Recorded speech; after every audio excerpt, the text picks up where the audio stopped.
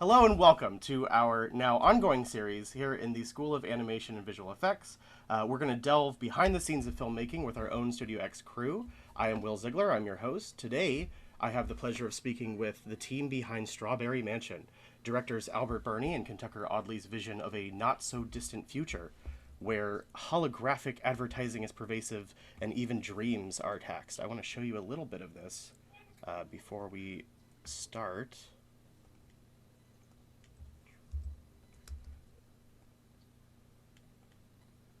It's sort of a fantasy, dystopic but not so dystopic future. I like the mixture of the high, brightly colored holograms with the cracks in the ground, and there's just this sort of feeling of unease that you get, and also just this stunning dream imagery, these visuals, surreal fantasy.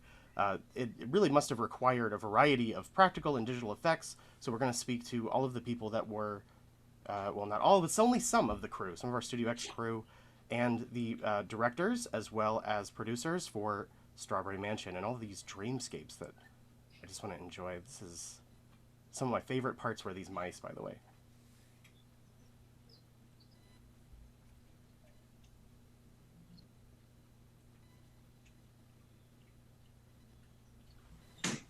One thing I really enjoyed too is the mix of the practical effects and digital effects. So I'm sure everyone knows I will ask a lot of questions about that. Those that know me know I'm obsessed with that mixture of those two. And we will have a Q&A for the people in the chat as well. So you can hold on to your questions and then start to ask those later on. But I am really, really interested in dreams and dream imagery. We'll have some more of those clips to show in a little bit as well. But I want to ask Albert and KENTUCKER because I have a dream book right behind me that I had to put there because seeing dreams portrayed so well with the pacing and even that dream logic that's so hard to actually kind of describe to somebody. But everything in the movie also feels consequential without giving anything away there. How do you balance a story, a narrative that has to, it doesn't have to be literal, it can just be surreal, but also has to feel consequential at the same time? Yeah, I think, it's easy sometimes to just like want to go off, or at least for me to want to go off and like just go on endless kind of dreamscape after dreamscape and get further lost in the dream. And we definitely had a lot more of that written, and even in an early edit, it was maybe 20 minutes longer of kind of going on these dream tangents.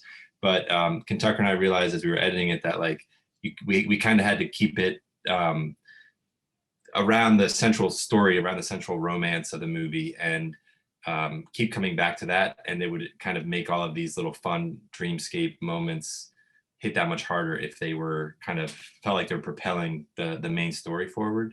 So it was kind of a balancing act of like, okay, we're in this dream world a little bit. Now we need to come back and remind people that there is a story and there's, two characters that are kind of on this journey together.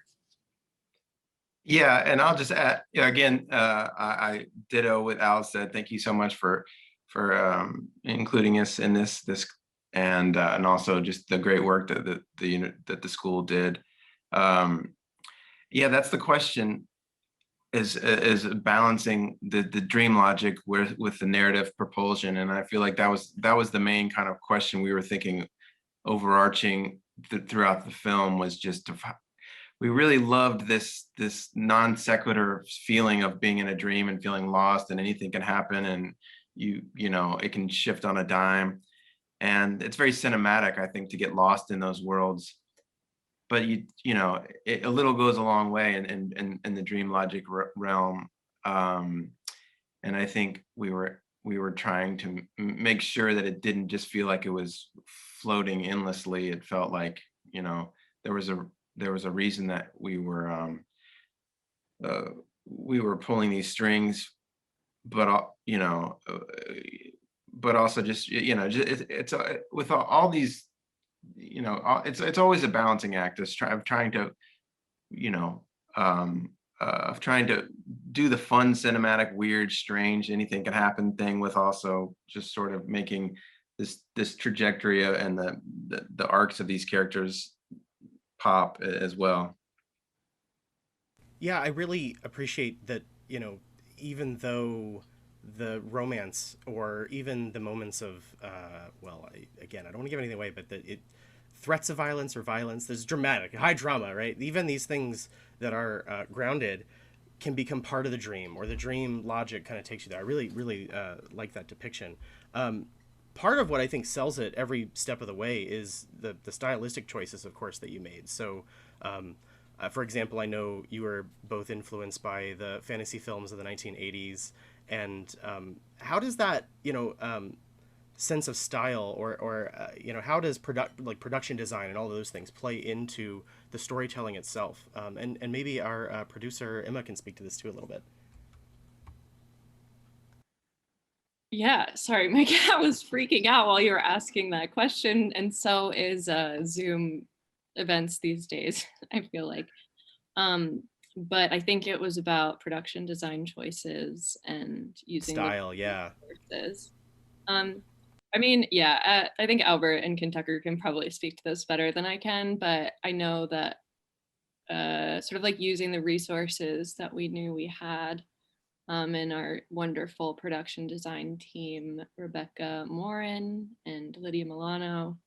It was, I guess I could speak a little bit to what Becca was thinking about, because I know that. And it was a lot of like collecting and making sure the objects had this like history and meaning. And from a producing standpoint, it was a lot about like using everything we could, and like really making sure that our choices were like building the kind of world that we wanted it to build. A good example of that, I think, is like all the VHS tapes that are in that house were totally recycled. We used them, we used the insides for the costumes, and the outsides, each one of them had a little like dream title on them. And I felt like it just like I would walk around the house and look at them, and it just felt like we were totally immersed in this world where like I don't know, like Baby Got Bees was like one that I looked at every day, and like that's not in the movie, but that's in the world. And so yeah, I don't know, it was a lot of like, yeah, that's awesome. So yeah, using our resources, making sure that it all lined up, was fun. So if you guys would tell me a little bit about being on that set, for those of you that were there on set, because there's some amazing photos here we can maybe contextualize a little bit. Yeah, that'd be great to see some photos. Yeah, remind us. Like, there's one room we filmed a lot in called the Pink Room, which a lot of the artists know very well, because there were some, like, we made this whole room pink, but there were some seams in the wall that we had to digitally remove. But it was always fun to be in there, just because you never get to stand in a room that's entirely pink. There it is. That's testing out some of the smoke. There's Becca. There's our characters at Beats. Yeah, so here's the house. Those are all real VHS tapes that we've taken the insides out of. There's our beach day. That was a fun day. Yeah, we just tried to, it's easy to when you're making a movie for cheap, to sort of like take the shortcuts in terms of like what you're actually filming. Like, this is a good example, the buffalo. We ended up doing, you guys ended up building a model and making a beautiful buffalo, but the day of, we actually made a paper mache, or a physical buffalo that we put in the space, and just tried to put as much in the actual rooms and fields. And we filmed on an actual ship that was, like this 19th century, huge sailing ship that was just docked in a harbor in Baltimore, that we made it look like it was on the open ocean. But you can definitely tell You know, if as much as we could, we tried to make everything live and in person, and it really helped get the characters there and immerse ourselves into the world and really try to make it seem as real as possible in frame immediately, you know. So we would have that to work off, but at least we would start somewhere really transportive. Yeah, and I think part of that comes from loving those movies that you mentioned, you know, from the 80s, like Neverending Story and Labyrinth, where it was before, you know, there was CGI or did a lot of digital effects. So you felt like all the costumes, all the miniatures, you could feel the texture. And, you know, it just, for me growing up watching those, that's just how I see like this story now. You know, if there's like a fantasy adventure film, I want to feel that it's real places. Having said that, like I definitely, this process kind of opened my eyes to what you can do with some more digital tools and CG and stuff I don't even know how to talk about, but I know that you all did it and it looks great. Like, and I think what I love is, you know, we built this buffalo, we had our version of it, but then you took it and enhanced it and it turned it into something different. And every time someone watches that now, they're like, how did you do that? What is this? Like, it makes this kind of new thing where it's not entirely handmade, it's not entirely digitally made, it's something in the middle. And I love what that space, you know, and definitely excited to explore more of that in the future now, kind of knowing what you can do. I love hearing that. My students know that I love the mix of practical and digital, so I'm sure I'll have more questions about the buffalo shot. We'll take some more. We'll look at some more breakdowns and some work in a little bit. But let's go ahead and jump to our VFX team. So, you know, your role, as you all know, is to fulfill the vision of the director or directors in this case, and every film and filmmaker are going to have their own style. So I'm curious in this one, what were some of the specific conversations that went on about maintaining the look of this film, and you know, all the specific kind of not just the absurdity, but the colors and things that we saw in that. Like, what were some of the conversations you had to keep that consistent throughout the project?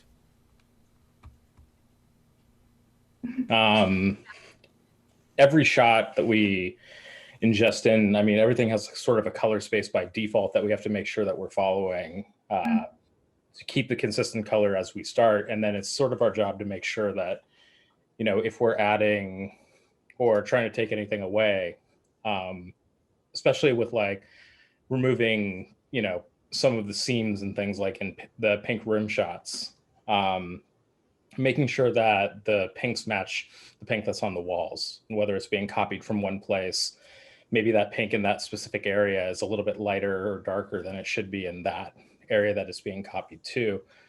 So it's just care and a lot of just sort of playing around, make sure your values are right and make sure that your settings are kind of right to begin with. And it's really important with the grain as well. We had to match anything we took away, like the seams had a certain grain on it, and we had to make sure to match that grain perfectly so it looked like it was always there. So that was like tiny details we had to watch out for.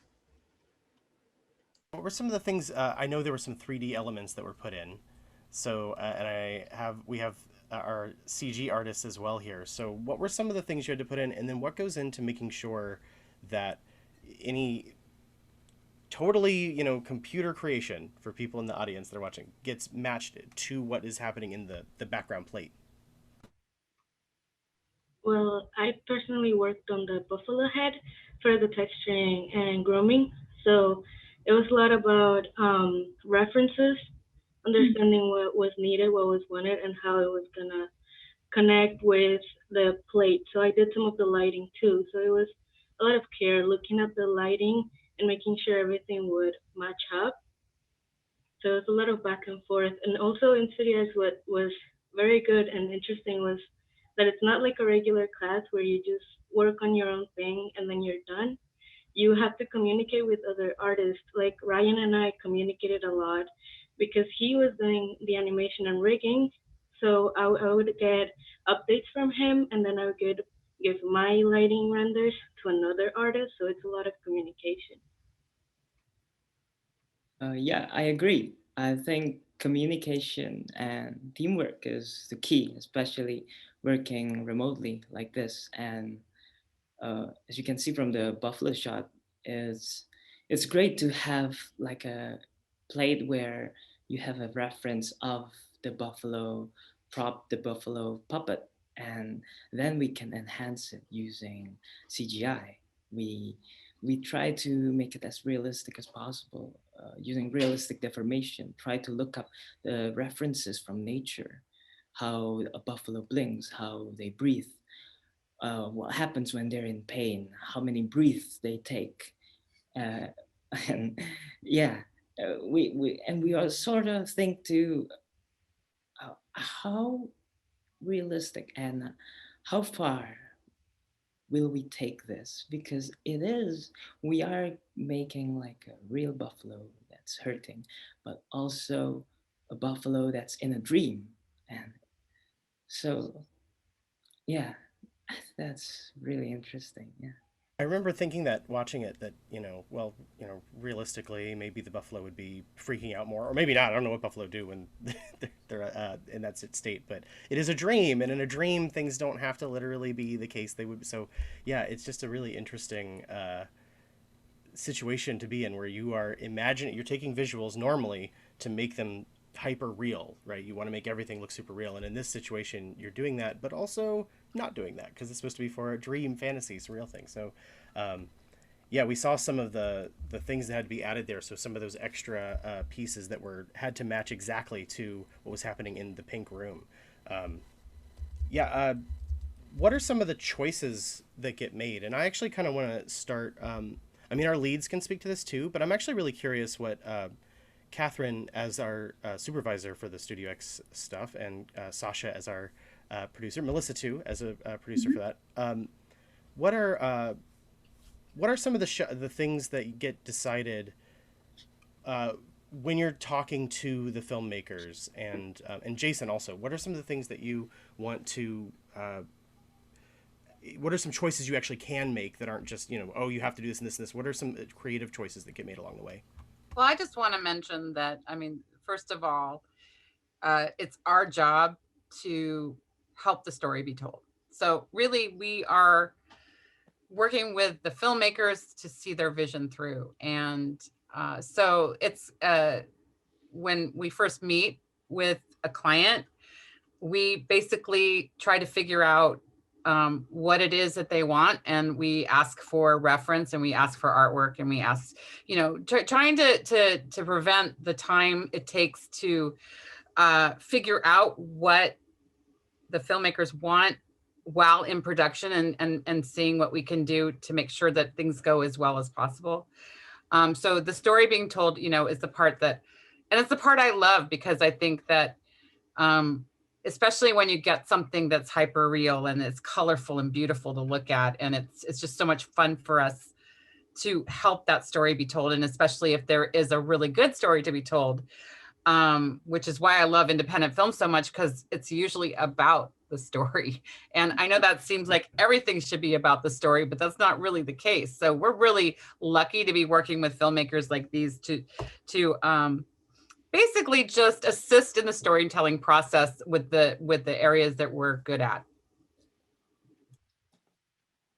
Yeah, how much creative, like how many choices do you make after first taking in the project and working on it? How much of it is in your hands to decide the fate of?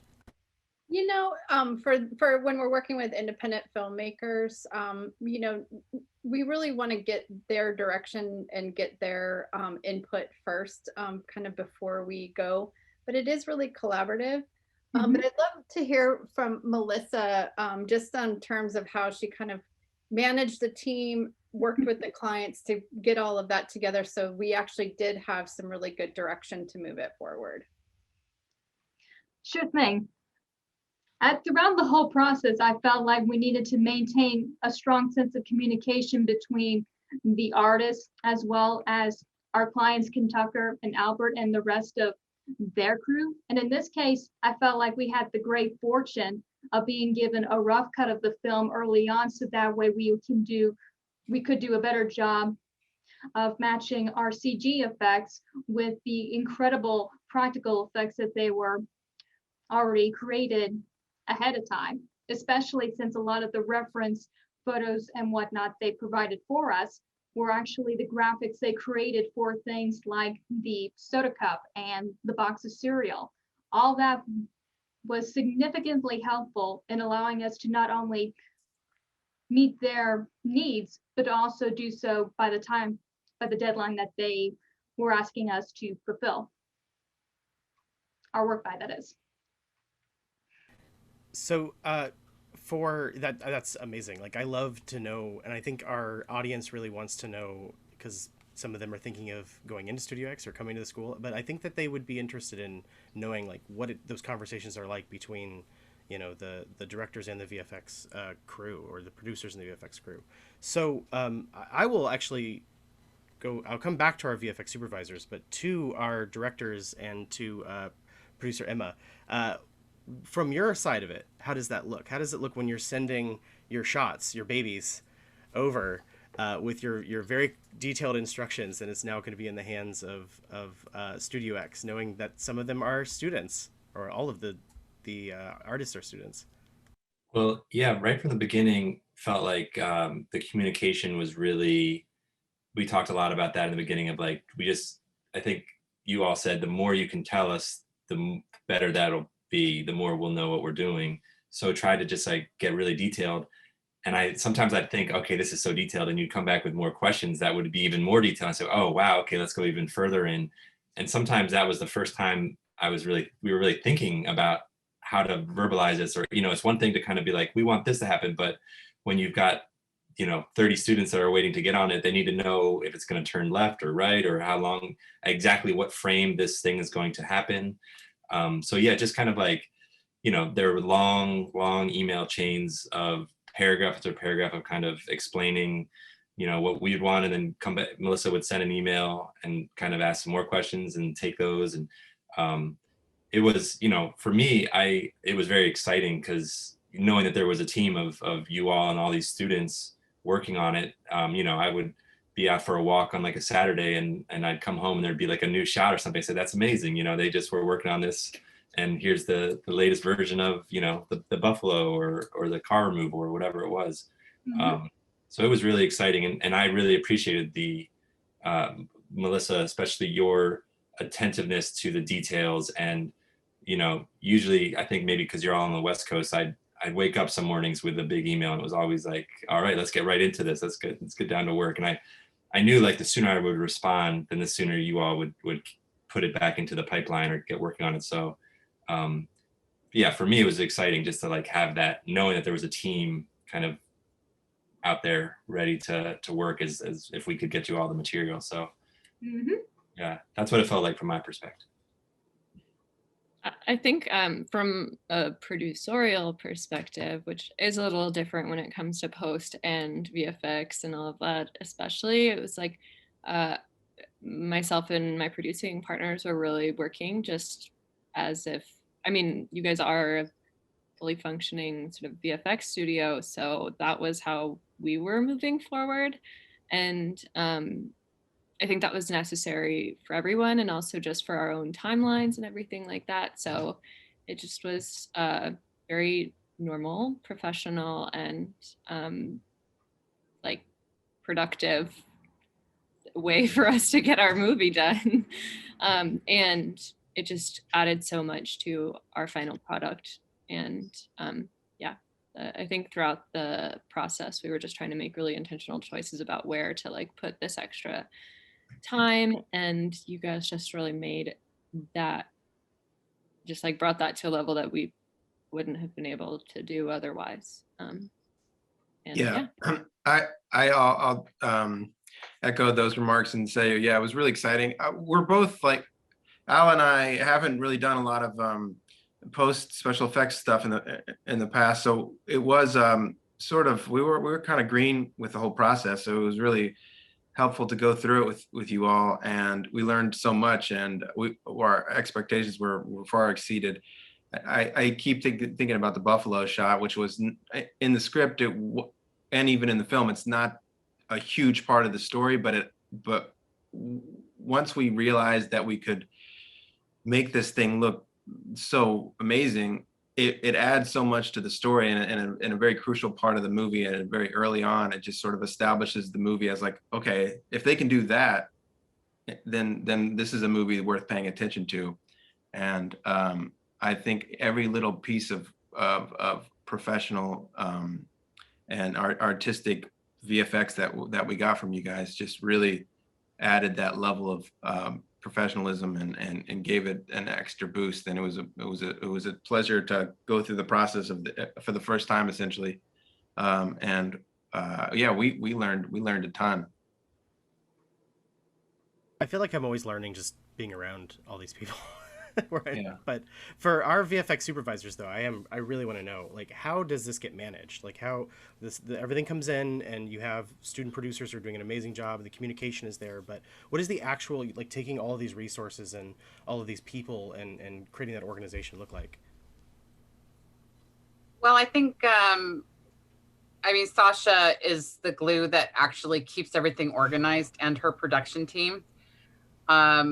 And Jason and I are supervising the actual work and making sure it's of the professional quality. And so that's why we have it class oriented, because they're there with us. I don't know, Jason, did you want to speak to that?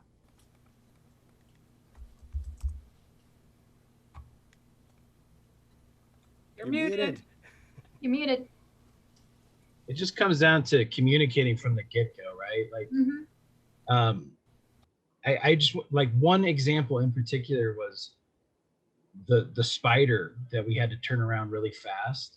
We didn't have enough people to model and rig and do everything on that, so we let everyone know, and we were okay to actually start with an existing model we already had. So we were already given like a real big, like just a leap ahead of how much time it took, so that we could just focus on the rigging and the texturing of it and get it turned around a lot faster. So just communicating if there's any potential issues that might show up, just letting, in this case, Melissa and Emma know what those issues are, so that if it's something too big, we can maybe push it to a different area, or if it's something we can take some shortcuts, we'll do it, and, you know, do a little movie magic here or there. And ultimately, it just comes down to communication being the key. That's really the main thing. That's what we hear over and over, because it's true. And that's why everyone, when you can communicate with your team, get up front, in front of things early, and collaborate really well, everything will move much more smoothly. I also think that the fact that we've been doing it for over 12 years, and we've made some mistakes, and we've, but we basically have just grown like any small company grows, where we, start small, and then we have to adapt for a larger group and larger projects and more projects, and start to set more limits, and so that it doesn't get out of control, so that we can keep our reputation and make sure the students can still do the work to a professional level. Because at the end of the day, we're doing this mainly so they can get work when they get out. And so it has to be top-notch work. And so I would just say a lot of it is just about time and experience that and learning how to deal in our very unique pipeline. That's not like any other pipeline, professional or in any school, because we have different parameters to work with. I see a lot of excitement in the chat. Get your ideas for your questions about Strawberry Mansion ready. We're going to go to those. But since we've been talking about all of the post effects, I want to back up, because I'm really interested in the practical effects as well on set. So you talked a bit about creating that, but the actual creatures and the costumes and the masks and even some stop motion and things that were done. So tell me a little bit about working on that, directing that. How does that look, on the day? Yeah, well, so we had a lot of different costumes from different places, but we were able to, we're in Baltimore, or I'm in Baltimore, and Emma's in Baltimore, and that's where we made the film. And in here in Baltimore are great mask makers called Clockwork Creatures. And I have loved their work for many years and always wanted to get them to make some masks for us. They did the two rat sailors, they did like the blue demon and they did the werewolf mask. And I knew that if we could get them to make these masks, that it would really, any scene with those characters would just feel bigger and more, you know, frightening and fantastical. And so they really were amazing to work with. And the two people that actually that made the masks at Clockwork Creatures, Matt and Shannon, were also in the rat sailors. So it was, I'll say, like, directing them, it was so much fun because, you know, you're staring at these two life-size rat sailors who are having a great time and dancing around in between takes. And, you know, we filmed, I think there's only maybe 2 or 3 days with them. And anytime that they were on set, there was just like a joyous mood because everyone was just like getting pictures with these two giant rat sailors. Yeah, so those costumes. And then the stop motion, we worked with an old friend of ours, Lawrence, who I met him back on Vine. He's a great animator. He does a lot of different styles. He can kind of do a little bit of everything. But we both, Lawrence and I, first bonded over a love of Beetlejuice and kind of like the stop motion effects in that. So just kind of like, you know, you showed earlier, but like a face melting, kind of like how Large Marge in Pee-wee, which is not Beetlejuice, but similar Tim Burton movie. But just like when a movie can all of a sudden put some claymation in, and you know that it's clay, but it's like, it just looks cool and it's fun. And all those movies from the 80s that do that, where, you know, it's just very free and anything can happen. So that was great working with Lawrence. And, you know, we would send him, he's out in West Coast in Portland, Oregon. We'd send him some footage, and, you know, a couple months later, he sent back like a finished file. He also did the caterpillar jumping through the ocean, which that shot, it's a combo. So he did that. And then there's like, the splash is like some kind of real fabric or something. But then we also had another digital person come in and just clean it up a little bit and add like ripples. So it's like, when you're watching, you're like, what am I even looking at? It looks like it's stop motion, but it really looks like it's coming out of the water, and there's like a fake splash and a real splash, and put it all together, and it kind of just creates this strange dream vision, you know. And I think the way that like dreams can feel so disjointed and all over the place, that's how it felt. Like, let's get all these different types of effects, stop motion, practical costumes, some costumes that are realistic, some costumes that are more cartoony and paper mache. Let's get digital CGI mixed with the real buffalo, all these different things, just put them together, and hopefully it just kind of feels like that, you know, smorgasbord of chaos that a dream can get you there, you know? So that's what we were thinking. Yeah, you also asked what it was like on the day for some of these stop motion effects, which makes me think of the time we were on an overnight shooting the dinner scene, and it was like 4 in the morning, and Albert had everyone sort of stop and sit around so that he could animate the fly going across the plate. And I don't know if you've ever been on an overnight, but everyone was Albert had a little chopstick and was just like moving the fly across the plate, and everyone's like, can I go to bed? That's some dedication right there. Yeah, and also like I think that just helped, everyone was totally on the same page about that, whereas that is something that probably could have been done at a different time, but having that there with everyone there, with the characters there, it just made it all feel cohesive, so it was okay.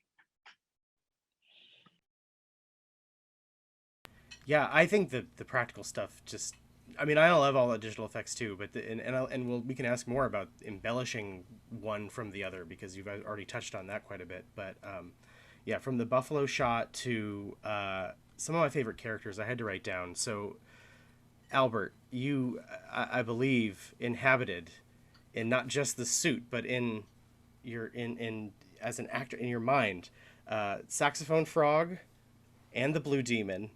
I want to know about what's it like to be in those costume type character roles. I really enjoy it.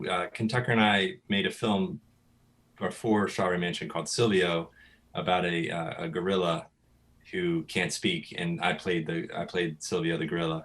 So I've had some experience with it. And for me, when I put on a mask, you know, I just get lost in it a little bit. And for both the frog waiter who plays saxophone and the blue demon, I don't know, it's not too much thought. It's kind of like you put the mask on, you put the costume on, and I'm there. You know, I don't have to think too much about it. And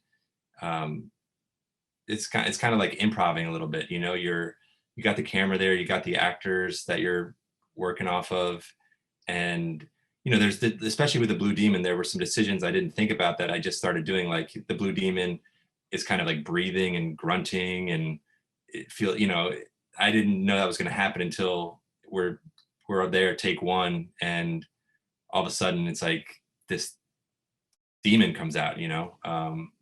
As I think it's probably like any actor might say, like you get a little bit lost in the performance, or you get like kind of, you surprise yourself, you know. It's like you're just doing things in the moment. So I love that. And I know some of the crew members were maybe wanting to get someone else to play the blue demon, because they're like, well, you know, KENTUCKER's already in the scene, and it'd be best if we had you behind the camera to help direct the scene. And I was just thinking like, well, we did the whole Silvio movie and we were both in front of the camera, so I think we can do it. But also, this is like what I'm looking forward to the most, like playing that character. Like that's the most fun I'm gonna have in the entire shoot, is that one day. So I was like, no way, I'm giving that up. I'm the blue demon. You mentioned the phrase losing yourself in a role, but the KENTUCKER, your dream auditor, like loses himself almost in these dreams, and they're someone else's dreams. So did it feel surreal? You've got all these things surrounding you. You've got him in these outfits. You've got, you know, your wonderful script. I mean, how did it feel to be playing those dreams? Yeah, I think, yeah, that's the fun part. It's fun when you can, you know, I think I kind of come from a more naturalistic background in terms of some of my early work, and as an actor, I've always kind of tended towards realism and understated. But it's fun when you can kind of just kind of like lose yourself in these rabbit holes, and you have these things coming at you, and these rat sailors just pop up out of nowhere, and this blue demon is interacting with you in a very threatening way, and it's like the mask looks really scary, and these people and these masks look so realistic of the rat sailors. And so it's easy to get lost if it's really if you have these elements in place. And yeah, I mean, that's the fun part. It's exciting when it feels like playing and it feels like childlike, and at least for the moment, that's kind of what we're really kind of trying to tap into, is this innocence and this wonder. And it's simple, you know. We don't overcomplicate it, and it's not, you know, this yeah, you know, it's not like an intellectual exercise. It's just pure sort of imagination, and you know, and it's just like being a kid and playing around with your friends. However, I just want to mention that there's some pretty serious content, you know, beneath it all. And do you think that it somehow changes the way it comes across when you're doing this very stylized interpretation of a pretty serious topical political situation, really? Yeah, well, you know, again, it's nice to find the balance where you know, I probably overstate how like a lighthearted, you know, it's lighthearted by nature, but there are some darker themes, and there are some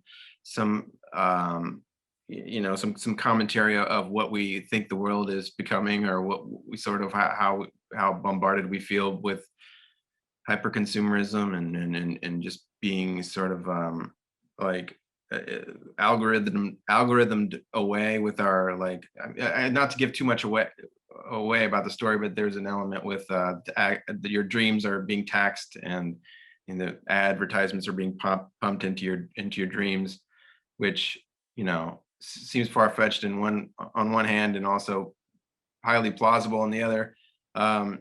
So, you know, we definitely try to balance some heavier themes, just to make it kind of, it's this combination of like, we talk a lot about like, is this a kids movie? You know, it kind of could be a kids movie, but also it's, we want to be in the world and sort of tackle things that happen in the world and find some contextual, and try to make some sort of statement of how we interact with the world and how we view the world and the possible ways humanity is sort of going towards. Yeah, and they're not mutually exclusive, right? I mean, yeah, children's stories can be great moral tales about reality as well.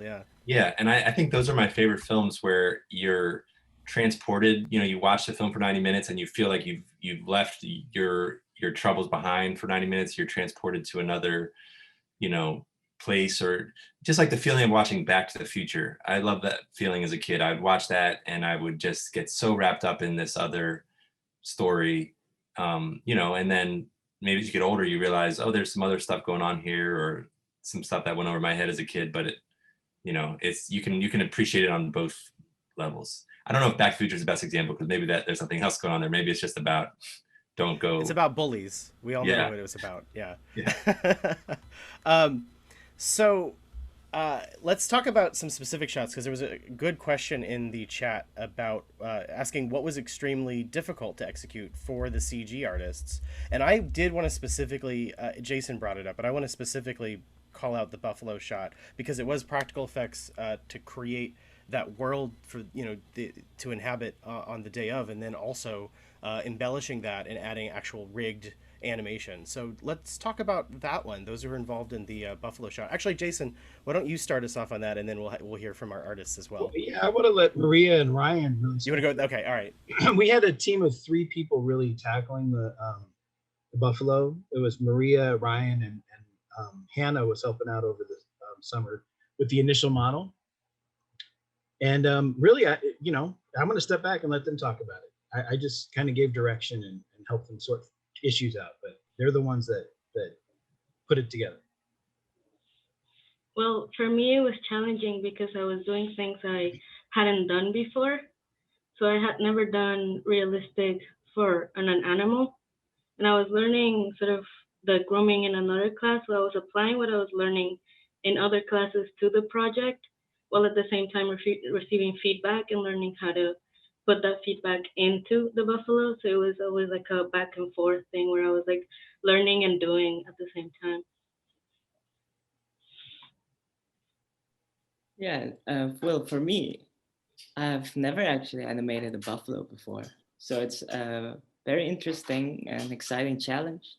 And I love to learn about how a buffalo actually moves, and, adding all the controls on the face so that it can deform and can do all the details. Again, how many it can blink, and basically convey that sense of pain. And because the buffalo, it's dying, but also it's in a dream. So is it actually dying? And I think a lot of back and forth too with Jason and Maria, also with our compositor Romina, which to combine the shots and plate of the puppet and also the CG element to create like this, a mixture, a blend of not entirely CG, but also a puppet. So I think that's, it's really, I love it. It's a very exciting experience. It's one of my favorite shots. I have to say, I will ask at the end. I want to get everybody's favorite shot, so keep that in mind if you think about it. It could be one you worked on or not, and I know that's like an impossible thing to ask of our directors what your favorite shot is, but I'll let you think about it. In the meantime, I want to ask about the spiders, because that also had some CG. We saw that shot earlier as well, so we won't get into the spiders in the film. That might be giving something, but tell me about the actual creation of the spiders. Yeah, that one was a little more time sensitive. Like, we didn't have as much time to focus on that one.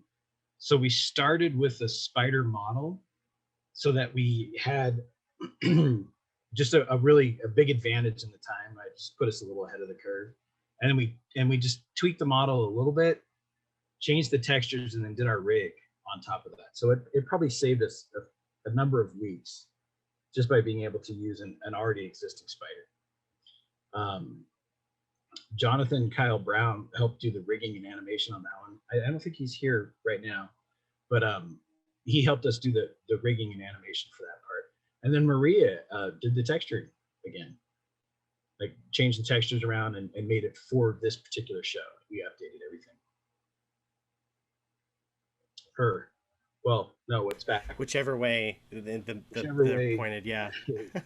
Ryan's down there somewhere. Everything's Yeah. backwards. It's all different for you. It's just different for you, Can't Jason. figure it out. One more question. So this is not from the chat because I don't know if it's part of the pipeline that everyone generally knows.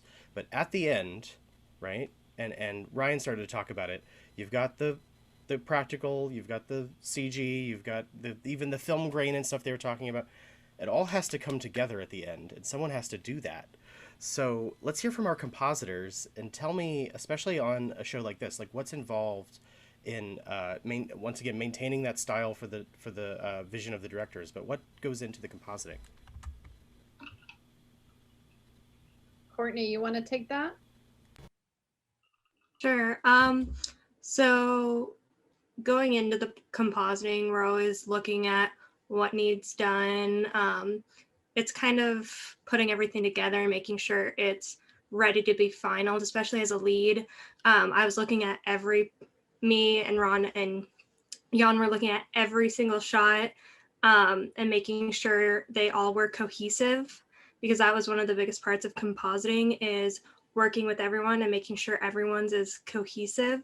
So we were looking at color, grain, the seam lines, because we had similar shots, the pink room. So the pink room had certain lines and we all had similar shots that showed similar lines. We had to make sure we were communicating with people with the same shots. And so going about that, it's just a lot of communication. And I like to say it's puzzle solving, because there's no one straight answer for compositing.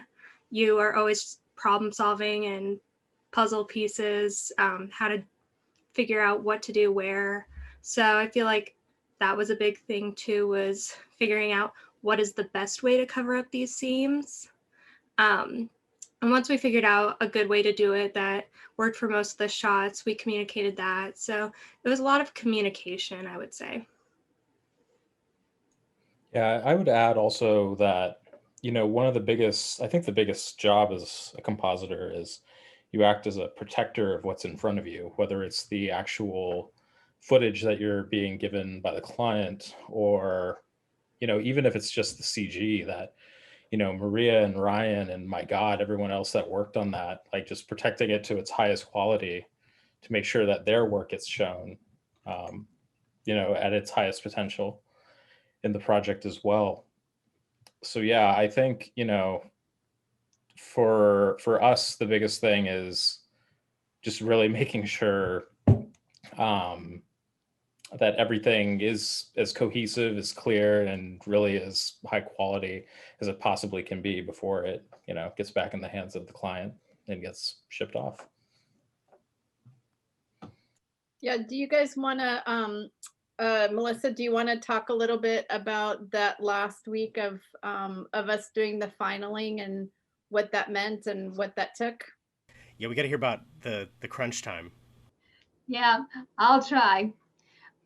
It really came down to the wire in many respects, because as Ron eloquently put it, it can be a juggling act to try to bring all of these various elements together, especially when you're working on a project that's got both CG elements as well as the live action practical effects. So we were racing against the clock a good deal of the time, making sure that not only everything was brought together and that none of the pieces went missing, but to also, as Ron and Courtney put it, making sure that everything looks good and cohesive.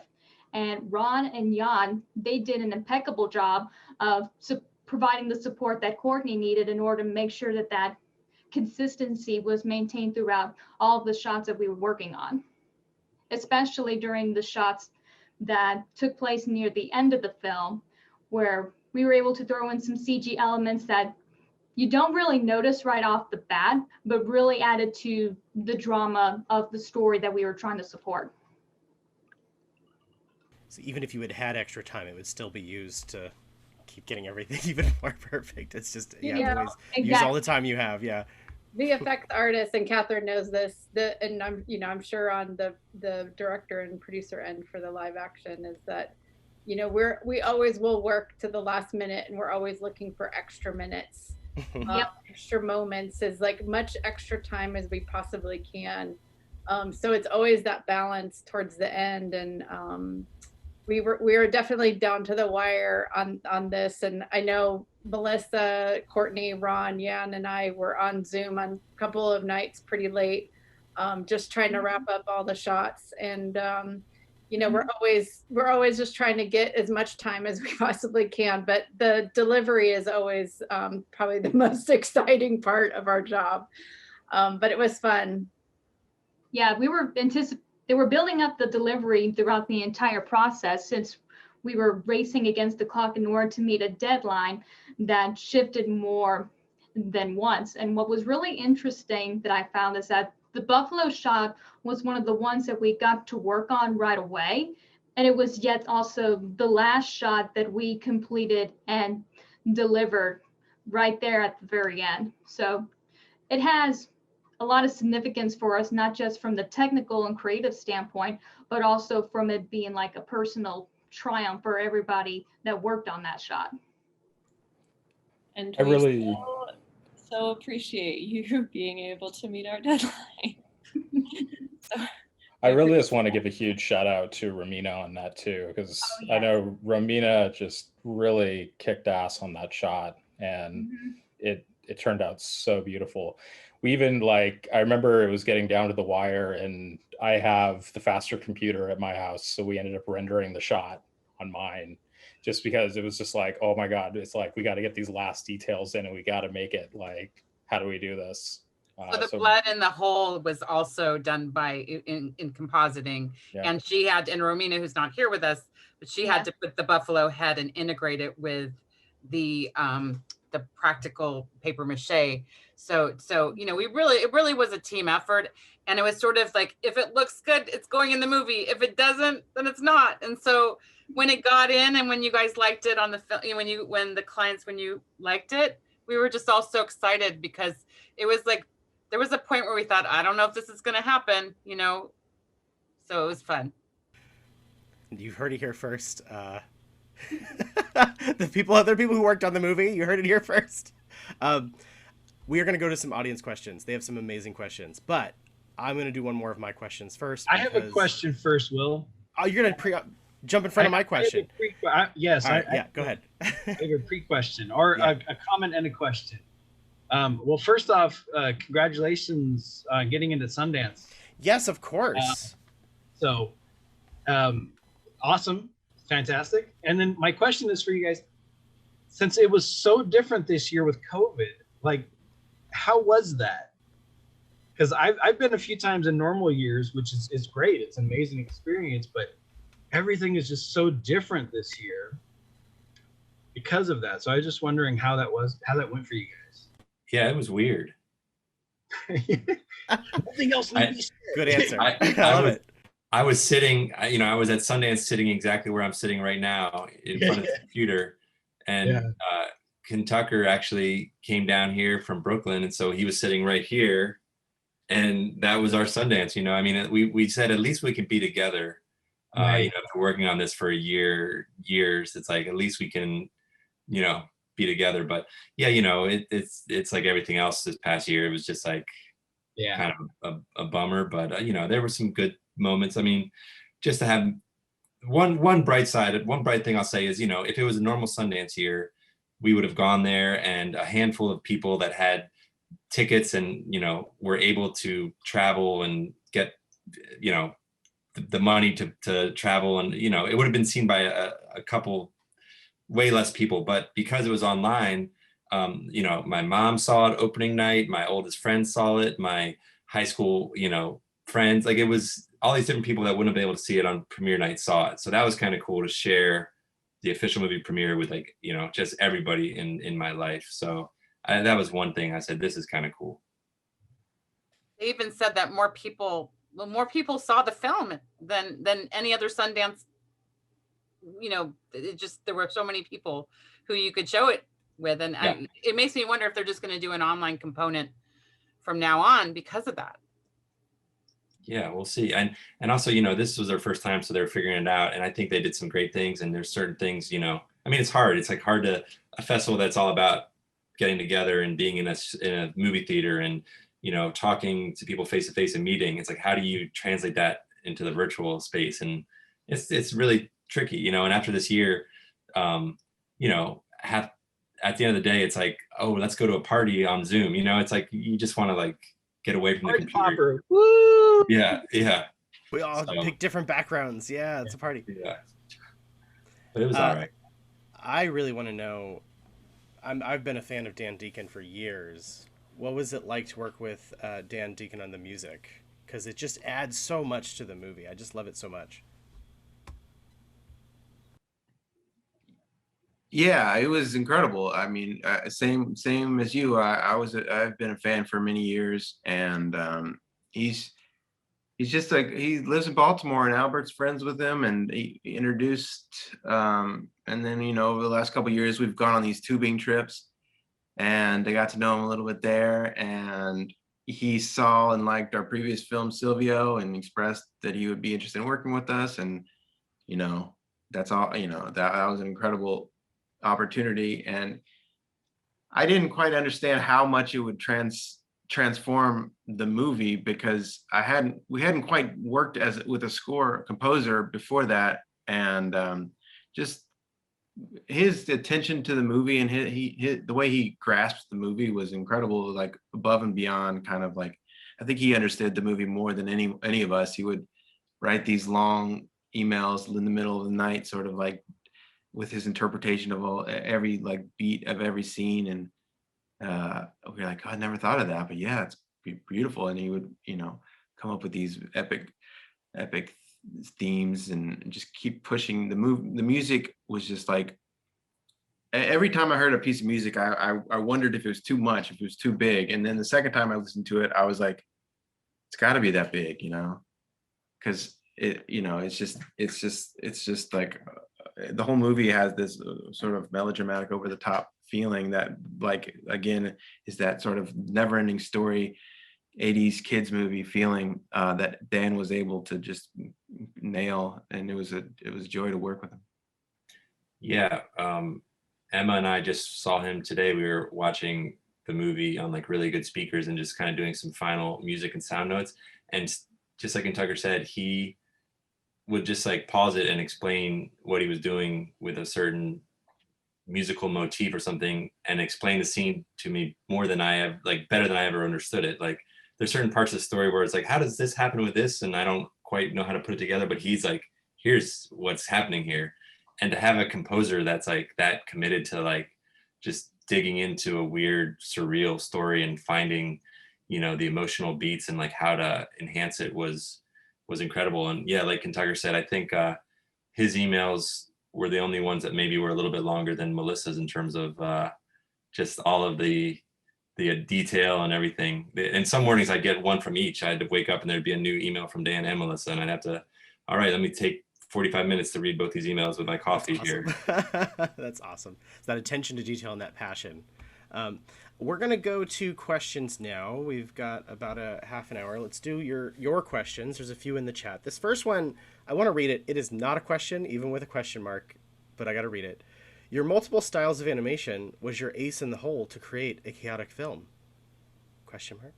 I think that's what you were talking about, KENTUCKER and Albert earlier. And yeah, kind of. Like all the different, you're talking about bringing in all the different you know, styles of things. It kind of added to that dream chaos in a really good way. To the directors, what are your future plans for new projects? And I like the follow-up here. We did not plant this person. Would you work with Studio X again? Yeah, well, yes, that second one, definitely. And the first one, yeah, we just kind of want to keep going. we like we've been saying, Silvio was our first collaboration, and then this is our second, and we have an idea for a third that kind of feels like it's in the same universe, just kind of getting a little bit bigger, but kind of in the same world, with animation mixed with costumes and fantastic things happening, but rooted in very human and emotional moments and characters. So yeah, it's a little too early to get too much more deeper into it than that, but yeah, there would definitely be some things that I think a couple buffaloes here and there that Studio X might be able to help us get there if they'd have us back. Well, now that we've had this experience, we're dreaming bigger, you know. It's like we know what's possible now, and we kind of felt like we put everything into Strawberry Mansion, like as big as of a movie as we could make. You know, it felt like a way too ambitious. People thought we needed $20 million to make this after the script, but we're trying to write a script that feels like it would cost $70 million, and then, you know, just see how we can, you know, it's just, that's just the fun of it. Just like write things that feel like you don't know how to do it, and you just try to figure out a way to do it.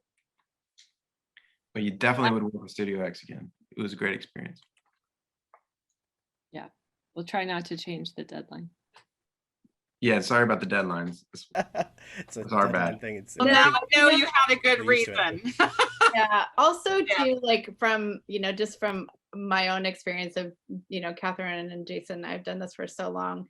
It was actually a really good learning moment for the artists, the student artists, on how to deal with that in a way that, you know, we didn't lose our minds and go crazy, and we still had a lot of fun getting it done and make the deadline too. So even though that happened, it was, you know, it was a good moment for us. Well, we planned it all along. You're welcome. It's a real world obstacles here. I'm stuck on, I'm pretty sure there was an implication there that there is a Silvio cinematic universe. Definitely. Okay. Oh yeah, I like that. Silvio. You haven't seen the last of Silvio. You know, he's just getting. When you get these masks made, you know, like now I've got right off camera here. I'm looking at like 4 of them. It's like you know, you spend all this money. They look great. You want to just keep using them, and even if it's just a little cameo in the background, you gotta put it in there somewhere. All three of the films will intersect in all these different ways that you'll notice. Even Silvio has things from Strawberry Mansion, even though it's before, if you watch closely. Now there's going to be a whole bunch of blogs dedicated to searching for all the things. Yeah. Here's a good question. It's kind of long, so I'll chop it down. But on this question of the practical effects and the digital effects, when do those decisions get made? Do those have to get made very early, like I think some of us assume, or do they happen throughout? When do you have to kind of decide shot by shot that something is going to be practical or digital? Oh geez, I guess certain things, like for example the caterpillar jumping out of the water in the whole sequence, like that wasn't in the scripts, so it came pretty late. Like we were editing and we realized we needed this new element, and I think there was talk of it being digital, there was talk of it being animation, and it kind of just came down to like, well, what can we do with our time, like our deadline, and also like we've only had 2 moments of stop motion. We need another stop motion here. Like even if we had enough time to do this CG, it might be better to like, if you only have 1 stop motion claymation moment in the whole film, it might stand out. But if you've got a couple sprinkled throughout, it kind of feels more cohesive or something. So I think a couple of those factors kind of led for that one to be stop motion. But it's just kind of like you just go with your gut. You go with like, what you can do with the time you've got and the resources you have. We were using Studio X. We had another friend who was doing some digital effects here and there. I was doing some effects. We had the animator, and you just kind of like look at everything on a big Google document and start to like, well, this would make sense over here. This would make sense over there. And a couple things here and there might shift or change, or kind of like with the caterpillar shot in the ocean again, like we realized, okay, the splashes look okay, but they could look better with a little bit of digital help. So it's like you just kind of, you're always applying new things and peeling things away and finding the thing, and eventually you get to it and you're like, that's it. And I don't know if there's so much like, I guess what I'm saying is, yeah, you can do all this planning, but you've got to also, you know, be a little bit loose to go where the project's taking you, and it's going to shift and change as you go, and just be open to that. And I think that goes for filmmaking and just any kind of art making in general. It's like you've got these ideas, but as soon as you get down there and you're working on it, you gotta be loose. You gotta kind of go where the flow is taking you. It's improv in a lot of ways. Not entirely, but you have to be able to improv, I think. Yeah, all right, very good. So, unless anyone had anything else to add to that, I like this question quite a bit because it is very, very important, maybe even iconic in this movie. What special attention did you pay to color within your film? Were there specific, I mean, I love the movie and I love the colors in it, so I could answer this, but I want, obviously, you guys to answer this. What were the specific colors that are emphasized and, you know, the themes and things around color? Well, there's the pink room, obviously. That's a big one. That's why I wore my pink today. Yeah, I guess I didn't even mean to, but yeah, the pink room, it's like a dreamscape that happens. There's 4 scenes throughout the movie in this room, and we didn't really plan this, but we read recently that painting a whole room pink has like a psychological effect on you. Like football teams used to paint the opposing teams' locker rooms all pink, and it would make them like less violent or less, you know, athletic or something, and it's actually outlawed. And it's like, it's an actual concept. You can look it up. There's like, you know, scientific papers about it, but we did not plan that. But the images in this like article look exactly like our pink room. They're just, everything's painted pink. So I wish we could say that was like a conscious choice. I would disagree with Al and say we did plan that. And it was everything that works about the movie was completely in our heads beforehand. And yeah, but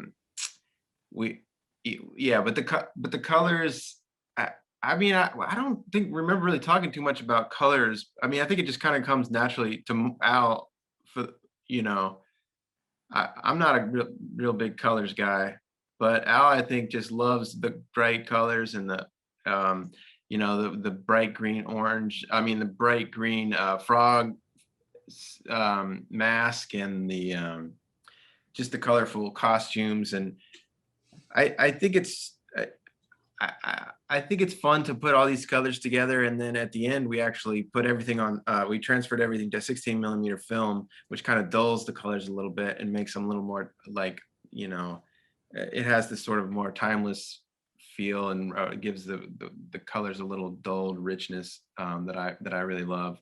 And yeah, regarding there's one shot at the end that I think was the last one of the last shots that Studio X was able to do for us, which kind of came out of nowhere at the very end and ended up being a really amazing addition, which was there's a scene in the pink room where a series of products are falling from the sky.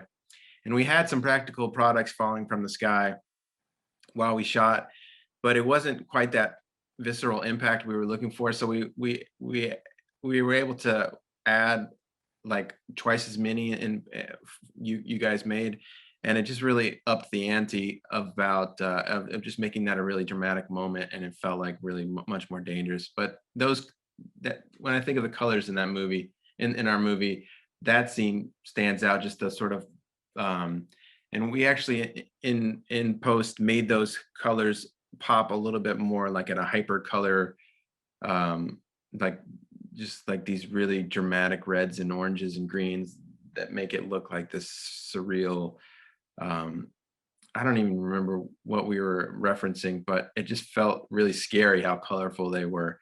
And some of the moments felt scary. The color felt scary to me, especially the scene at the end when we're walking down the aisle and the bubbles are going off and everyone's in their bright costumes. And there's something sometimes very unsettling about a lot of color or too much color coming at you at once. I feel like color was a major player in your film. I mean, I Yeah. even to the point where that car in the beginning is that aqua, like it really is so beautifully saturated. And I would say with the 16 transfer or the film out, whatever, that it maybe had, it still felt really stylized and really colorful to me.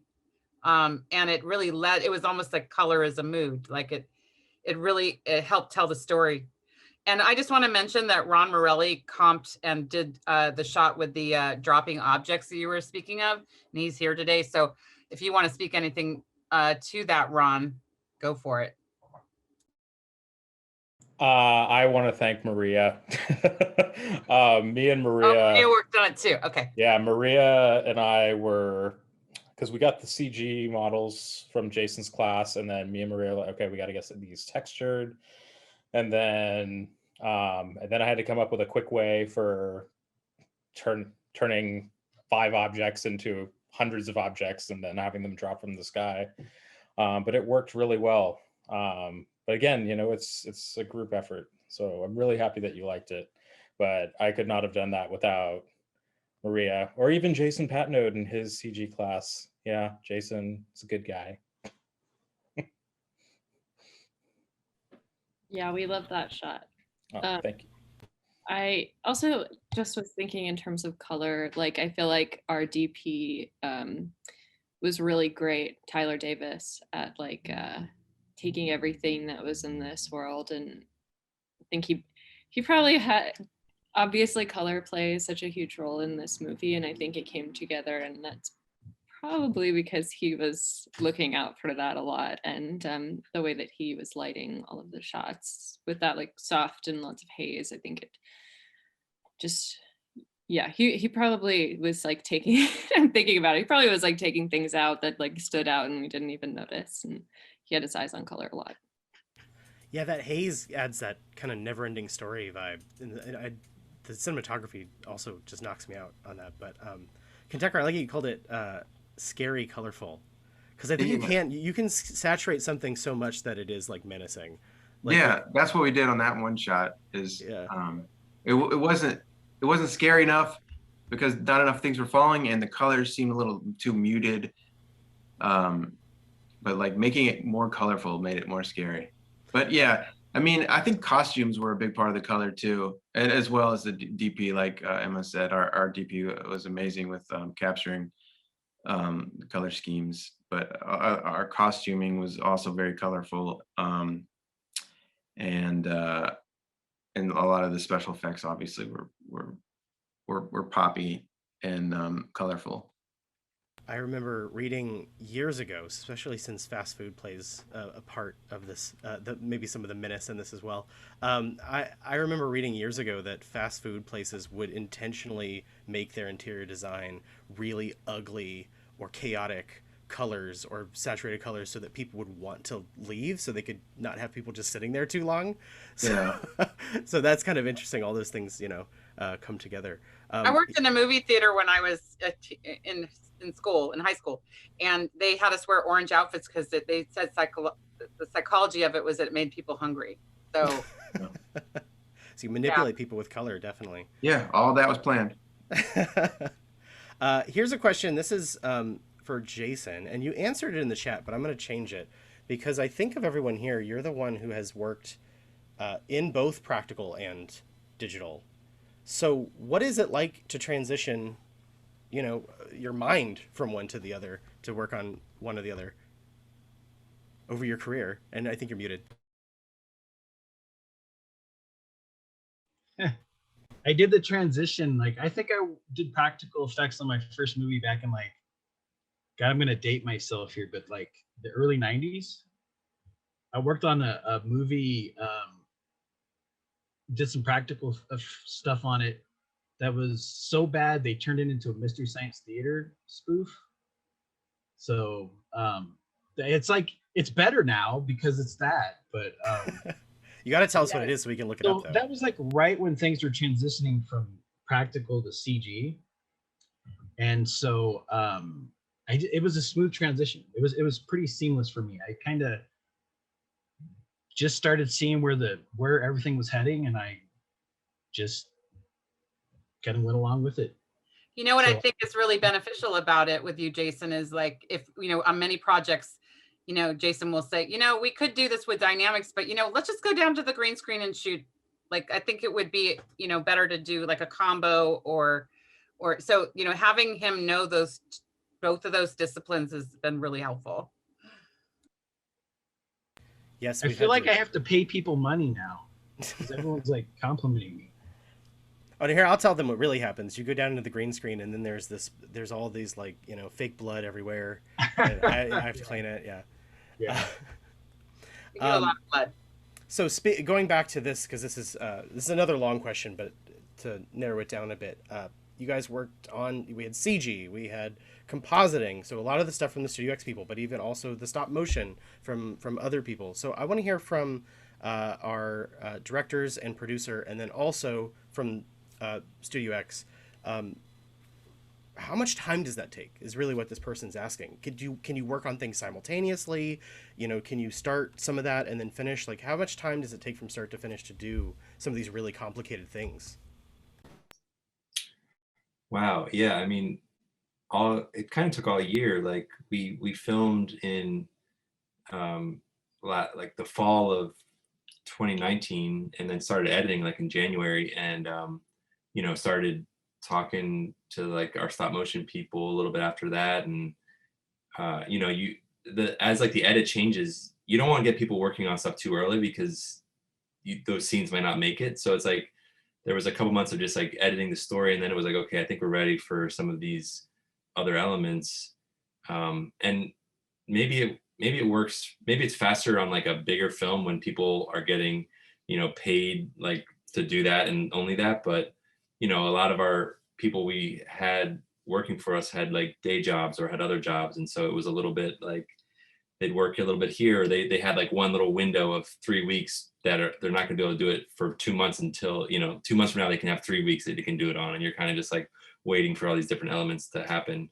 And just like a lot of back and forth. So they would send you the rough, and you'd look at it and give some notes, and then they'd go back and reanimate it, and that would take like, you know, another month or 6 weeks or something. So it was, I mean, you know, we were all of our different people, not just Studio X, all our other animators and special effects people were all in the crunch time. And like, you know, we were sending out emails like, okay, we really need it by next Tuesday, you know, okay, we need it by next Wednesday if you can't get Tuesday. So I guess everybody wants a little bit more time when they're working on these things.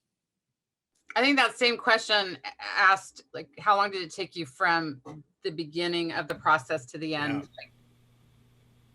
It's a long time, right?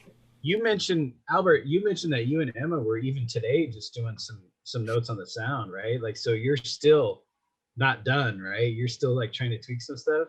Yeah. You know, it's like, because of this, the pandemic and stuff, we haven't really been able to like watch it together. And, you know, we worked with our sound person through Zoom and went back and forth, but we just, you know, we had to rush to finish it for Sundance. But now that we have a little bit of time, we just want to, like, you know, finalize some things. And KENTUCKER hasn't even heard these notes yet, but after watching today on like a really good sound system, there's like all these like kind of big things like, oh wow, the score needs to come up here, or the score needs to come down here, or this sound design is too loud in this moment. Like little things like that, you know, you can watch the film and appreciate it, but like you want it to be perfect. You know, you want to kind of, and like sound is the last thing, sound in the music. So that's where we're at, is kind of just like making sure we have the best mix. But if we're talking like whole timeline, like this movie has been, you know, gestating and brewing for like 12 years from the initial concept. And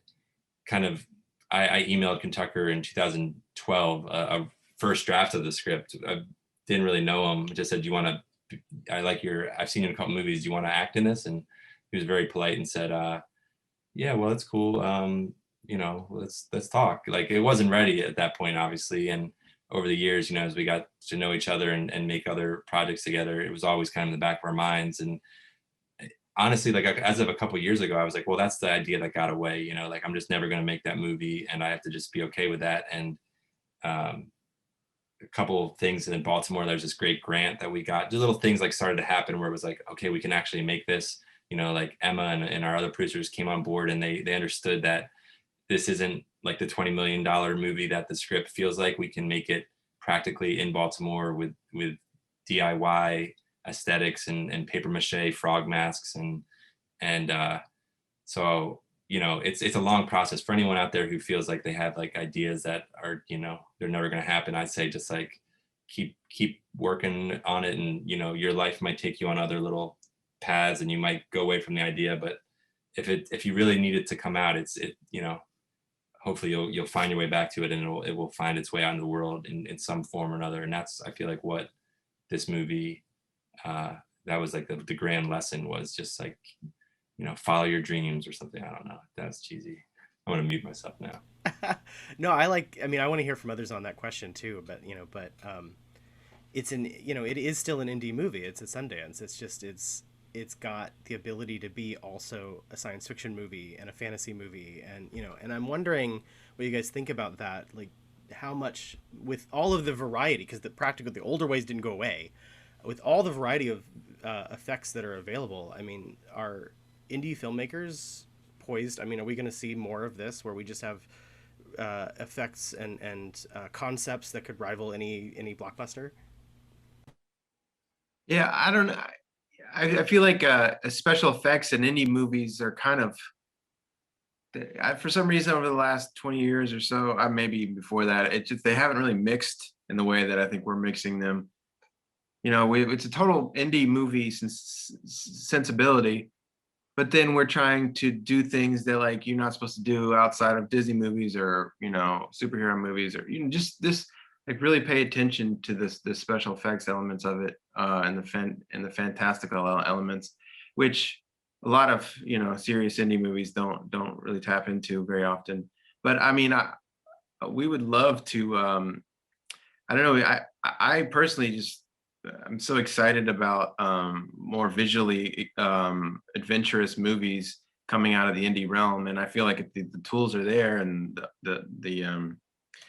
you know, you can do so much with practical and post VFX that it's just like it's there for the taking if any filmmakers are interested enough to go in that route. And you know, it's just a matter of like, I mean, we just love, like, maybe it's us growing up in the 80s, but it's just like that's what comes natural to us, is like see these movies that aren't just people sitting around in their apartments talking to each other, you know, which is a lot of the indie movies. So we'd love to see it happen where more effects enter the picture. But we'll see. What do you guys think? Are VFX folks, you want to see more indie movies with VFX in them? You know, it's funny, Ron, Will, but for a long time, yeah, for a long time, people started thinking that visual effects were cheaper to do than practical effects. And that's not often the case, actually, because they usually require a larger team and the length of time to create them is longer. So they can oftentimes be more expensive than practical.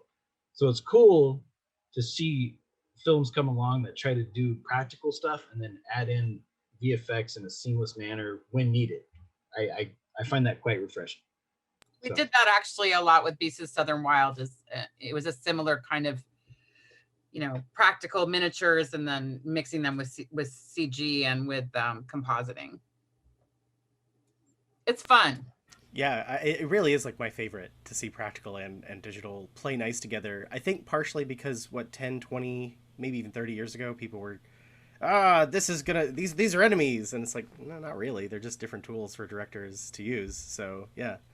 All right, well, we are almost out of time, but this question has been asked multiple times in the chat, so I felt it was a good question to ask last.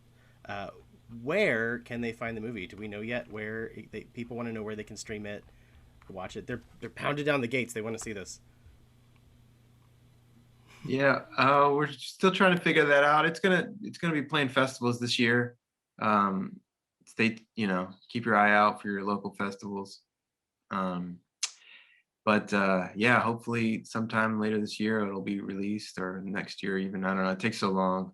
It's frustrating. We wish that it could just be seen by everybody now, but can you guys put it maybe in the chat, like a link to your Instagram or something, just so folks can follow you if they want to see where it's going to be showing? Definitely, yeah, we'll get that over there right now. And that's going to be the best spot. Our Instagram has will have updates. Let me see if I can get that over there. One second. I think Emma did it. Emma got it. Emma got you. But yeah, like Thanks, a Emma. lot of festivals will be playing at our. Oh, there's.